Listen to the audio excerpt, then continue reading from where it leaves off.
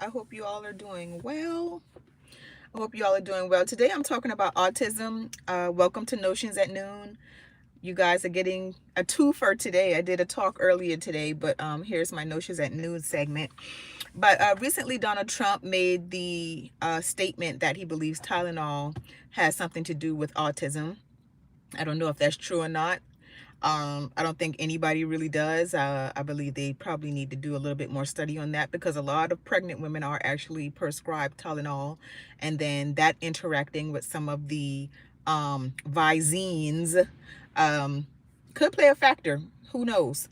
But I just wanted to break down some of the statistics and different things about autism. So, autism is basically a difference or difficulty in social communication or interaction, okay? And since 2000, autism rates have increased by 178%. 45 years ago in 1980, the statistic was 1 in 10,000 children would have autism, or 1 in 10,000 people would have autism. In 1995, it was 1 in 1,000. In 2000, just 5 years later, it was 2 in 500. In 2010, it was 1 in 68.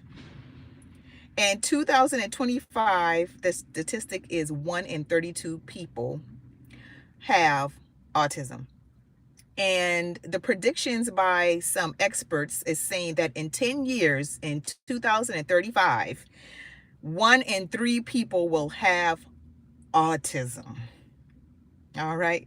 That is, it's not funny, it's scary, and whatever is causing it is rampant. And we just have to look at the things that have changed and have increased in the past 45 years to see what is actually causing this. Hi, MD Khan. How are you today?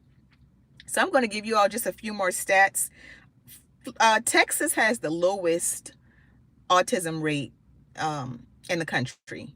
Florida has the highest autism rate in this country.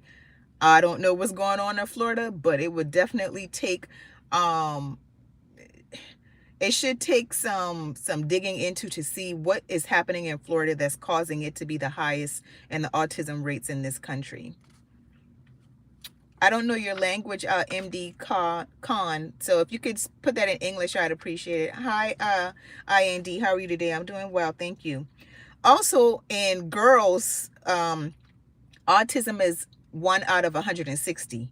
However, in boys, it is 1 out of 20.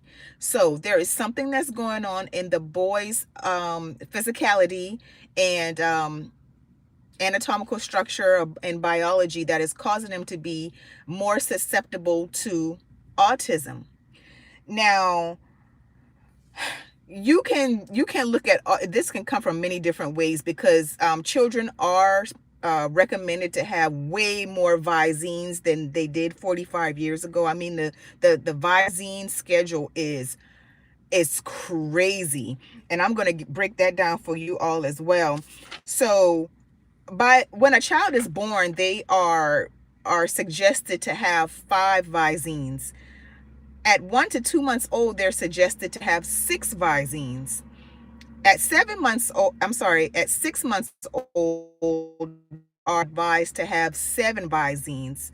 And when they are between the ages of 1 and 2 years old, they are advised to have 8 Visines.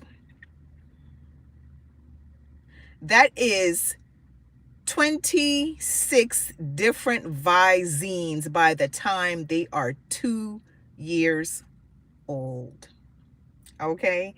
So, some other factors might be the food, the environment, and the fact that we have better testing. So since there is more testing and better testing going on, maybe it's picking it up a little bit more. But I believe all four of those factors have a lot to do with it: the Visines, the food, the environment, and the prevalence in actually testing and diagnosing it now. Hi, Gilberto. Hey. Thank you. Hi, Seth. How are you today? How are you today? Hey, everybody. Hi, Denzel. So, Spiritually, I think this has some different connotations to it. The fact that it's such an uptick in it. However, I do believe it has some environmental factors.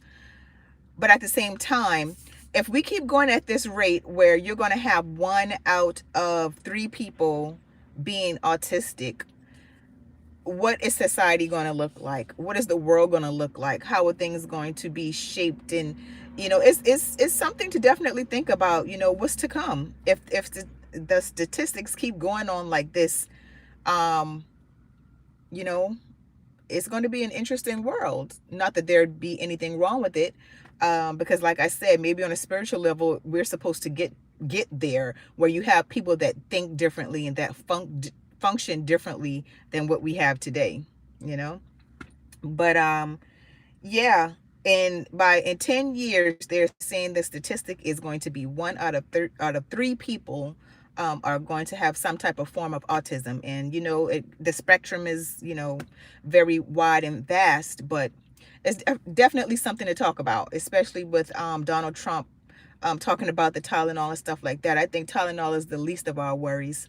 There's so many other things that have to be dealt with, and the fact that you have different communities that are actually dealing with different things that may actually increase, those rates as well. All right. Let's see. If I can't read the language, please forgive me. But thank you all for watching. If you have anything to add about autism, please do so. That's what I'm talking about today in the stats. If you're just coming in on the end, please go back and watch the video. But that's my spiel on it. Let me know what you all think, and you all be blessed.